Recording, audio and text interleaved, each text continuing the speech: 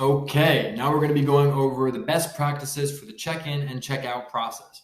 Check-in and check-out are one of the main components of the guest stay, and we're going to go over exactly how to ace this process with every guest from anywhere in the world, wherever you are.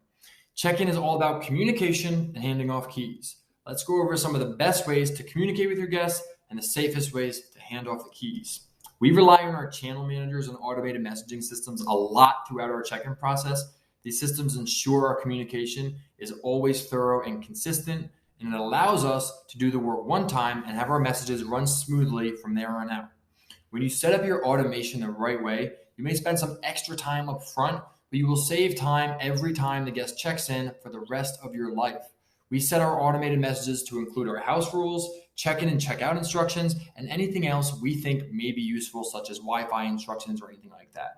We have a template that we use that automatically pulls this data from Airbnb or VRBO. So for all of our listings, we can use the same exact template without worrying about customizing the message. The message is exactly the same, just the code in the message pulls certain things from certain places on each listing. So it's the same message for each listing, and it's really a one and done. It's fantastic when you set your messaging up this way, which you will have.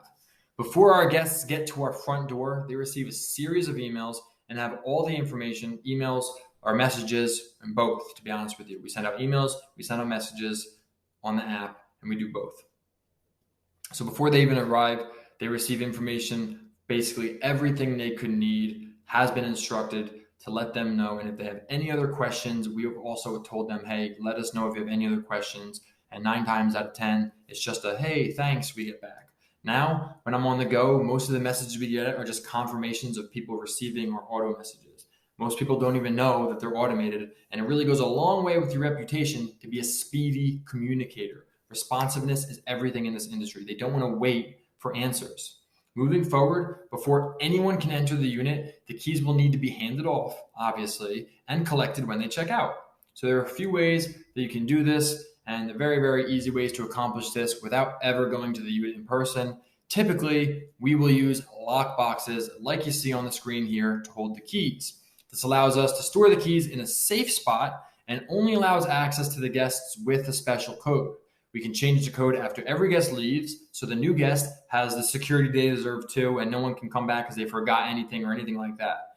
This should definitely be done to avoid any guests or visitors who know the code and want to get back in or take advantage of you.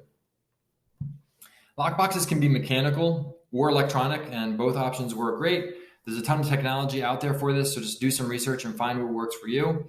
I have a great relationship with my cleaning crews, so I have them change the codes for me when they leave on my mechanical lockboxes.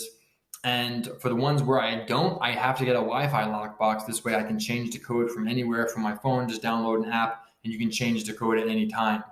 But if you have a good cleaning crew, they will change the lock for you. You could just use a very simple standard master lock, the spin code lockbox. I have this electronic one on the back screen here, which you could also invest in, where you can change the code through Wi-Fi anywhere in the world, like I just said. But whether you're using a lockbox or you're handing off the keys in person or you're hiding the keys in a flower pot, the important thing is that you put these instructions for the client on the listing platform and have an automated messaging system in place that will automatically collect this information and send out the message on your behalf. Work smart, not just hard. Doing this upfront will save you so much time, and it'll give you confidence you are leaving a good impression on your guest. You should also send a message about 12 hours before the guest checks out with checkout instructions, and again, thanking them for their stay. This message should also be automated through your channel manager, so you don't have to send it, but it should definitely go out.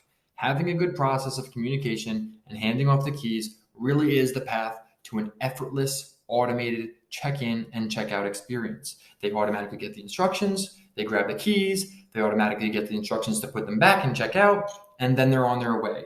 That's the way it should always work. And in the meantime, if you are mapping out your questions that you're getting and you're putting them back into the channel manager and you're putting keywords in there so these questions are automatically getting answered, then there should really be minimal communication with the guest throughout the whole entire process. If they have a unique question, is the only time that you need to step in. A unique question meaning something that an automated message can't respond to or hasn't come up yet, so you haven't set up the automated message for it yet. But hopefully after you get that new question, you can find a way to put it in the automated, make an automated message out of it so you don't have to answer that question anymore. Like I said, at this point in the game, 9 times out of 10, I really don't even have to communicate with the guests. I just see a lot of thank yous going back and forth. I end up getting good reviews. I communicate with my cleaners. I communicate with, that's really it. My cleaners, and I have a co-host. You may not have a co-host, but I just communicate with my cleaners and my co-hosts and work out with them what's going on. And those are the people I communicate with, and everything else runs really smoothly. So that's really it for check-in and check-out and communication. If you're setting up your automated messaging right, you're never going to have to worry about anything. And if you have a lockbox, it really handles everything you need to do for communication. The Wi-Fi ones are a little bit more expensive. A regular master lock one you can get for like $20 or something like that, $25. There you go, $28. Those work. I have a few of the $28 ones. And like I said, my cleaners change the code after every single time. You obviously have to have a relationship with your cleaners and have this discussion with them beforehand.